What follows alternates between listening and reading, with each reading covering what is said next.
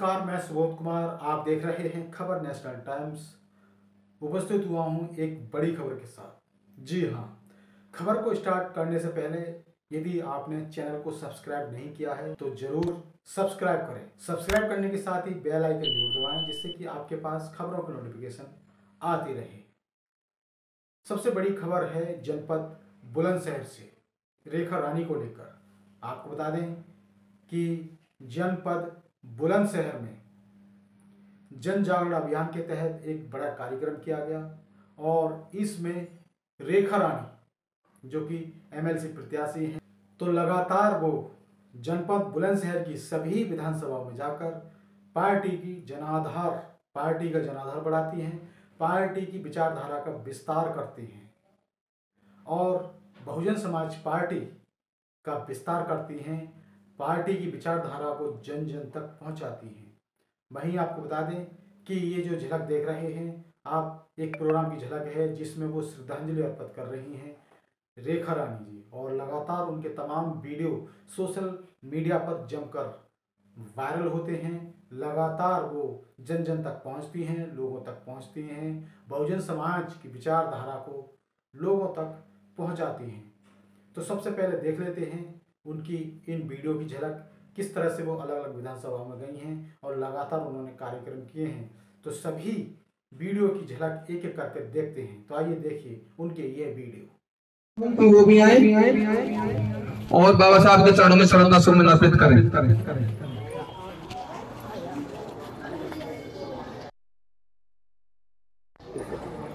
हमारे समाज के सबसे बुजुर्ग हमारे बीच में श्री चंपत भगत जी आए और बाबा साहब के चरणों में श्रद्धा सुमन अर्पित करें।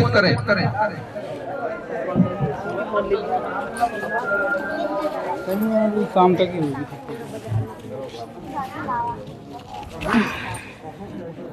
देखिए, लोग तो बहुत सारे हैं, सभी का नाम मैं नहीं ले सकूंगा। जो भी इच्छुक हो वो बाबा साहब के चरणों में श्रद्धा सुमन अर्पित कर सकते हैं।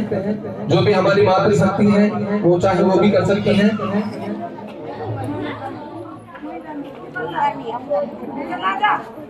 तो स्टडी को आगे बढ़ाते हुए हमारे विधानसभा अध्यक्ष श्री प्रदीप जाटव जी से मैं आग्रह करता हूं कि वो अपने दोस्त हमारे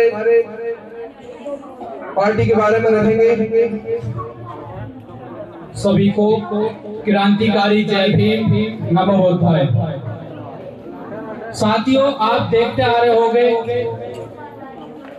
इस समय 13 साल से हमारी पार्टी सत्ता से बाहर है और क्या कमी रह रही है जो सत्ता से बाहर है, ये हमारी सबकी कमी है। क्योंकि हम बहन जी की कमियां गिनवाने लग जाते हैं लेकिन बहन जी की कोई अच्छाई नहीं गिनवाता। भाई कमी सबसे होती है लेकिन बहन कुमारी मायावती जी जो है वो आयरन लेडी वैसे ही नहीं कहा जाता है उनको। उन्होंने बहुत सोच समझ के समाज को आगे बढ़ाने का काम किया है। वो कभी कानून को हाथ में लेके नहीं चलती है, क्योंकि कानून के सहारे ही हमको इंसाफ मिल सकता है। वो बहन जी जो बोलती है कि कलम की ताकत सबसे मजबूत ताकत है। हमको अपने बच्चों को ज्यादा से ज्यादा पढ़ाना है, गंदी आदतों से दूर रखना है, बच्चों पर 12th क्लास तक सब पे ध्यान देना है ज्यादा से ज्यादा। तो इसलिए आजकल भी समय जो चल रहा है ना, देखो 4 बार जब उत्तर प्रदेश में बहन जी का शासन रहा तो कैबिनेट में भी बहन जी ने हर जाति के व्यक्ति को स्थान दिया। ये सच्चाई है, बिल्कुल सबको बराबर सम्मान दिया।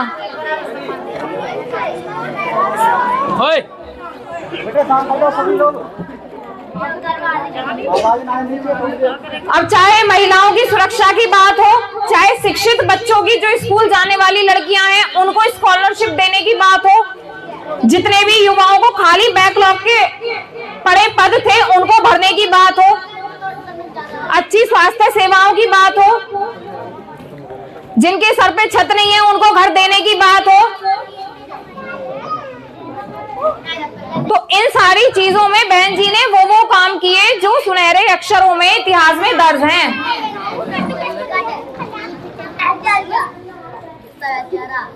बस हमको अपनी शक्ति पहचाननी है और हमको ये पता होना चाहिए कि जितने भी महापुरुष है ना, इनको ऐसे ही माला नहीं पहना रहे हम आज। जिस समय ये जिंदा थे ना, आज भी आपके सामने मैं कह रही हूं, जिस समय जिंदा थे मान्यवर साहब भी अकेले थे। बाबा साहब को सबने, समाज ने अकेला छोड़ दिया। बहन जी की सबने आलोचना की, परिवार वालों ने, समाज ने, सबने उल्टे सीधे ताने मारे, तब तो किसी ने फूल नहीं पहना, फूलों की माला नहीं पहनाई इन लोगों को। अब आज वो हमारे बीच में नहीं है तो आज उनकी बातें हमें अच्छी लगती हैं, है कि नहीं ये बात? माँ सावित्रीबाई फूले जब बच्चों को पढ़ाने जाती थी, कितना उनपे एक तरह से उनके साथ इतना दुर्व्यवहार होता था, जब तो कोई समाज खड़ा नहीं हुआ उनके साथ। तो देखो, समय रहते हुए हमें ये पता होना चाहिए कि सही क्या है और गलत क्या है।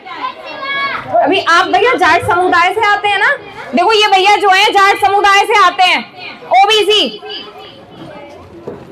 एकमात्र भारत की ऐसी नेता जिन्होंने एससी समाज के साथ ओबीसी समाज के लिए भी इतना काम किया कि उत्तर प्रदेश में बहन जी से पहले कोई भी अल्पसंख्यक जो है वो कल्याण आयोग नहीं था ओबीसी समाज के लिए।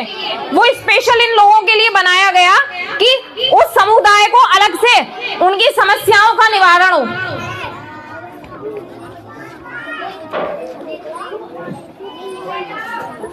तो बहुजन समाज पार्टी कोई धन्ना सेठ या अमीरों की पार्टी नहीं, ये गरीबों के चंदा 1-1, 2-2 रुपए, 10-10 रुपए जो आप देते हो ना बहन जी को, ये उससे बनी और आज तक बनी हुई पार्टी है।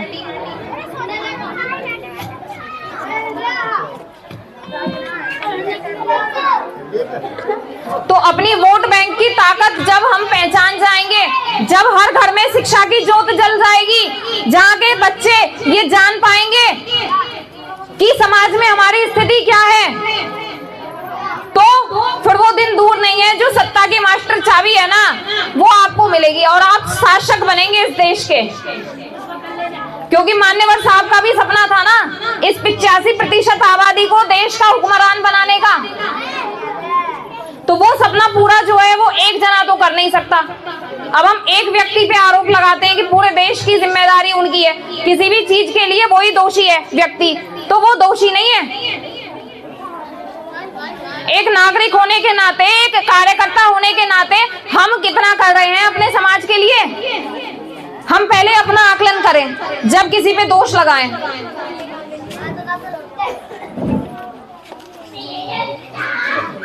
और कम से कम हम बच्चों को, ये जितने भी शिक्षित मुझे दिख रहे हैं बच्चे, इनको एक ट्यूशन पढ़ाओ, कोई लेके बैठो इन्हें। बहुजन महापुरुषों की जो जीवन यात्रा है ना, कि हम लोग कहां से आए चल के, क्या क्या हुआ